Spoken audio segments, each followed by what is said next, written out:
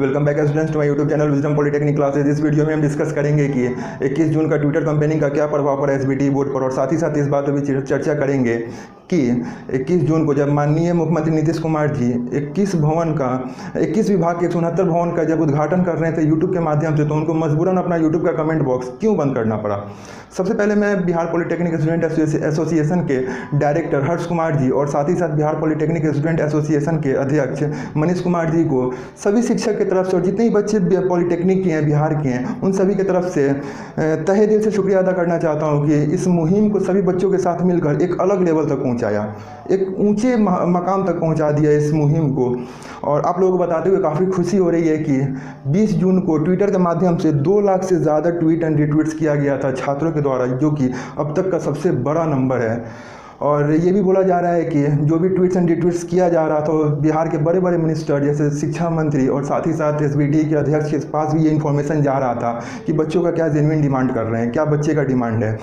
भले वो नोटिस वो इन्फॉर्मेशन सबका ट्वीट देख रहे हैं, तो भले वो रिप्लाई नहीं करे, लेकिन सबके पास ये इन्फॉर्मेशन जा रहा तो सभी लोग बैठ के ये चीज़ देख रहे थे कि बच्चों का क्या डिमांड कर रहे हैं। सबसे पहले 21 जून को बिहार पॉलिटेक्निक स्टूडेंट एसोसिएशन की तरफ से एक नोटिस पब्लिश किया गया था, जो कि आपकी स्क्रीन पर नज़र आ रहा होगा, जो कि इसमें साफ साफ लिखा हुआ है कि दिनांक 20/6/2021 को जो हम सभी डिप्लोमा छात्रों ने मिलकर अपनी आवाज़ बुलंद की है, जिस वजह से सरकार के समक्ष हम सभी के मामले गरमा गए हैं, जिसका परिणाम 1 या 2 दिन के बीच निकलने की संभावना है। ये हमारे बिहार पॉलिटेक्निक छात्र संघ की तरफ से ये न्यूज़ शेयर किया गया है। और साथ ही साथ एक और न्यूज़ बोला गया है कि दिनांक 22/6/2021 को पॉलिटेक्निक छात्र संघ बिहार की एबीवीपी बिहार कार्यकर्ता के साथ कुछ महत्वपूर्ण मुद्दे पर बैठक होने की संभावना है। ये जो न्यूज़ है 21 जून को बिहार छात्र संघ के द्वारा पब्लिश किया गया है। तो इससे साफ साफ जाहिर हो रहा है कि जो भी हमारा ट्विटर कैंपेनिंग था 20 जून का, वो काफ़ी असरदार रहा एसबीटी बोर्ड पर, क्योंकि जो ट्वीट हम कर रहे थे, जो रिट्वीट सभी छात्र जो कर रहे थे, सिर्फ बिहार के बच्चे ही नहीं देख रहे थे। इस ट्वीट रिट्वीट को बिहार के बाहर भारत के सभी जगहों से इससे देखा जा रहा था। तो इस पर काफ़ी असरदार हुआ है, काफ़ी प्रभाव पड़ा है हमारे एसबीटी बोर्ड पर।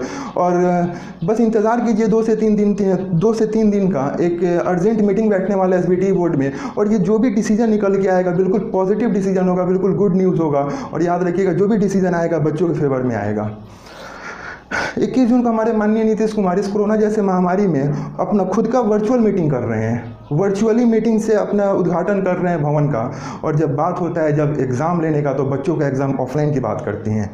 अगर आपके लिए कोरोना है तो सभी बच्चों के लिए भी कोरोना है। अगर आप वर्चुअल मीटिंग कर रहे हैं तो सभी बच्चों का एग्ज़ाम भी ऑनलाइन होना चाहिए, सभी बच्चों का एग्ज़ाम भी वर्चुअल होना चाहिए।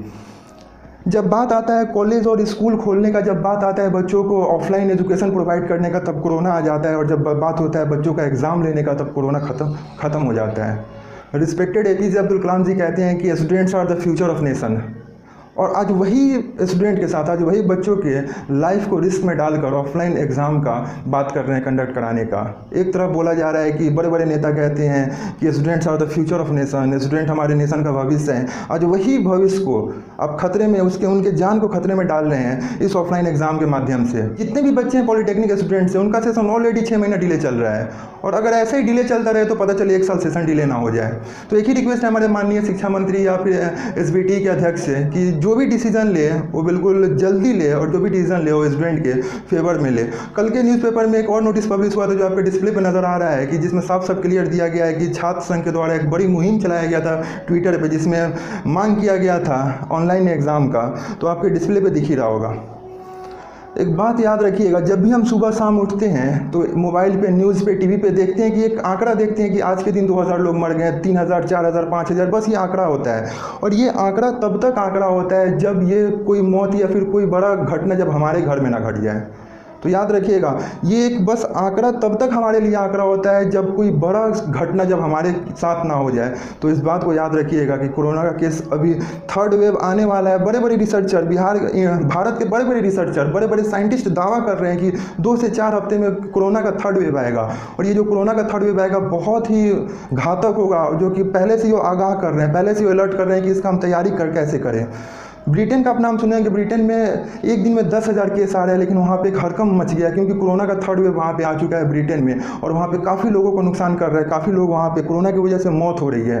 तो इस पर आप अंदाज़ा लगा सकते हैं कि जैसे बड़े बड़े रिसर्चर दावा कर रहे हैं कि 2 से 4 हफ्ते में कोरोना का 3rd वेव आ जाएगा, तो क्यों नहीं हम उसका प्रिपरेशन करें कि उससे हम कैसे निपटेंगे।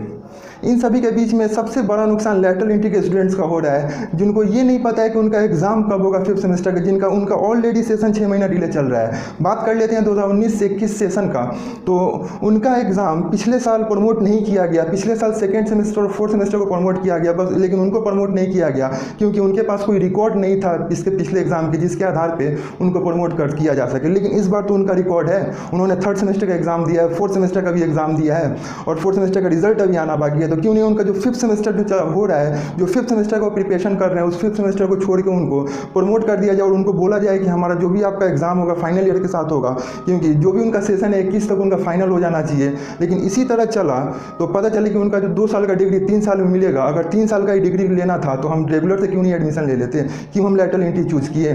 तो ये सब कुछ न्यूज़ है जो कि लैटरल एंट्री का भी कोई पूछने वाला नहीं है आगे पीछे। तो लैटरल एंट्री का भी मुहिम हमें चलाना है, उनका मैटर हमें सबके सामने रखना है कि लैटरल एंट्री का इसमें सबसे ज़्यादा नुकसान कैसे हो रहा है। नुकसान तो सभी बच्चों का हो रहा है, लेकिन इसमें सबसे ज़्यादा हमें जहाँ तक लग रहा है लैटरल एंट्री के बच्चों का नुकसान हो रहा है, क्योंकि उनका ना कोई नोटिस आता है, पब्लिश होता है, ना उनका कोई खबर मिलता है किसी बोर्ड की तरफ से, एसबीटी के बोर्ड की तरफ से कोई नोटिस नहीं आता है कि उनके साथ क्या होगा आगे चल के। तो बस एक ही रिक्वेस्ट है कि जो भी आप वीडियो देख रहे हैं इस वीडियो को शेयर ज़रूर कीजिएगा। और सबसे बड़ी बात, पॉजिटिव रहिए, 2 से 3 दिन का वेट कीजिए, जो भी न्यूज़ आएगा बिल्कुल पॉजिटिव न्यूज़ आएगा हमारा, और उम्मीद करते हैं जो भी न्यूज़ आएगा बच्चे के फेवर में आएगा। जो भी अपडेट आएगा कुछ किसी भी चीज़ से रिलेटेड इसी वीडियो पे पब्लिश होगा। तब तक थैंक यू गाइस।